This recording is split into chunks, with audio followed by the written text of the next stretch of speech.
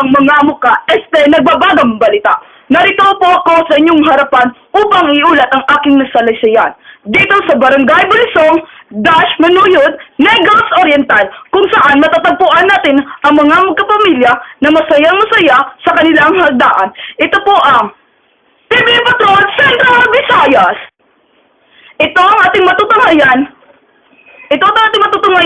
sa kanilang New Year celebration kung ano ang kanilang ihanda at matatanong natin sila kung ano ang mga ito. Nandito po tayo sa kanilang bahay at ating matatanong si Hajami Balauro sa kanyang paghahanda kung ano ito. Madam, ano pong handa nyo para ngayong Pasko or New Year's celebration nyo? Ang handa po namin, ito, lollipop, tsokolate, silaw na bigas, kahit silaw. Bakit silaw, madam? Kasi ganito na ang aming, tradisyon dito sa bahay. Kakainin po ba ninyo ang hilaw na bigas? Oo, madami pa nga kaming handa, oh. Tignan nyo, no? Gusto mo humingi? Gusto ikaw, gusto mo humingi dito? Ang daming pagkain. Pati lamisa. Pati pagkain namin, ipinadikit dito, oh. Gusto mo humingi?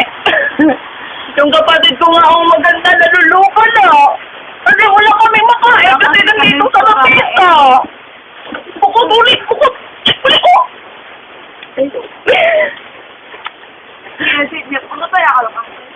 At napapalayan po natin ang isa niyang kapatid kung ano ang kanyang masasabi tungkol sa kanyang celebration.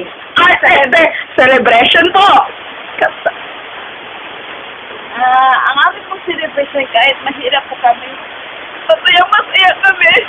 Salamat sa Panginoon na nagbibigay ng pagkain sa iyo naman po. At ito po ang ating mapapalayam. Iyosa po! Ay, sa ibig kasi ito, At yun po ang ating mapapalayam sa kanilang sasabi tungkol sa kanilang paso. Kahit isang epikasentol, iniingon nila para maging masaya at epektibo ang kanilang At yun lang po, maraming salamat. Sige.